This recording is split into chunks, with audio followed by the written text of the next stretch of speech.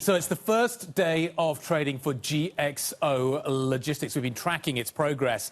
Remember, it's being spun off from parent XPO.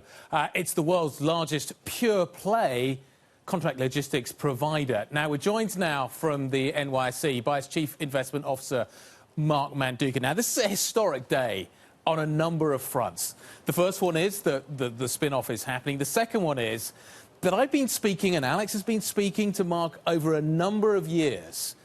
This is the first time we've ever seen him in vision. This is the first time we've ever seen Mark Manduca in person. So this is a massive day on a number of fronts. Mark, congratulations on helping make this happen.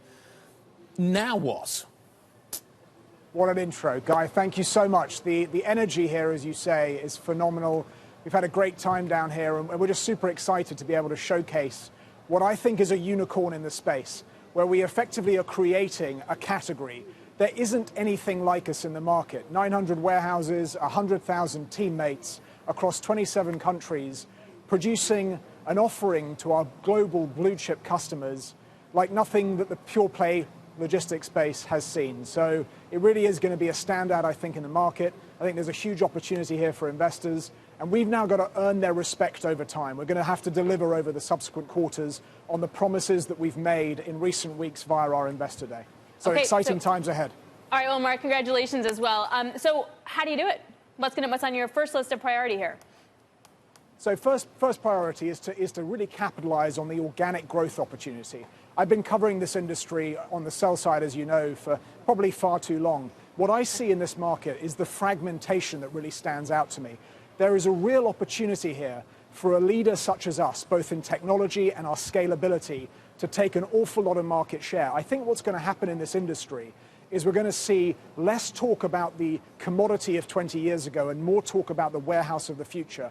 We're going to take share, I think, from the smaller players in the industry, and I think we're going to be able to also, after that organic opportunity plays out, there's also an opportunity inorganically to consolidate the space. So great times. What does the pipeline look like in terms of new business? You talk about the opportunity. What does the pipeline look like right now? How many companies are you chasing? What are we going to be seeing on the books this time next year? $2 billion of pipeline, to answer your question, Guy. Mostly skewed towards e-commerce, which is one of our most important verticals. It makes up roughly around 40% of our revenues. When it comes to e-com, the reason customers come to us is because of the complexity involved in managing their own day-to-day e-com. Roughly 1 in 3 items of what you buy online gets returned, and that's just a headache for our customers. They need a third-party logistics provider such as us to drive change in their business and allow them to refocus themselves to their front line, which is selling product.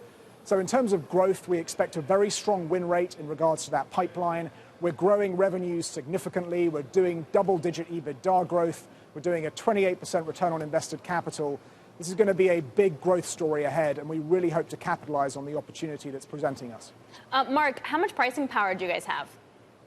Say that again, Alex. What kind of pricing power do you guys have? So what we've seen is the discussion move away from price in regards to our customers' conversations that we have. Customers coming to us for our scale on our bargaining power with labor, our bargaining power in regards to real estate, our bargaining power in regards to being able to deliver a scalable reverse logistics solution. They come to us for our ESG strengths, they come to us for our technology. So to answer your question, we have phenomenal pricing power, but we are really customer-centric in everything that we do across our 900 warehouses and 1,050 or so customers. Every customer, we're offering them a dedicated service provision, and that's what we're all about. It's all about customers and shareholders for us. Mark, you bring up the issue of labor, so let's talk about it. There is a huge shortage globally, but certainly in the United States and here in Europe, of truck drivers. How tight is the labor market?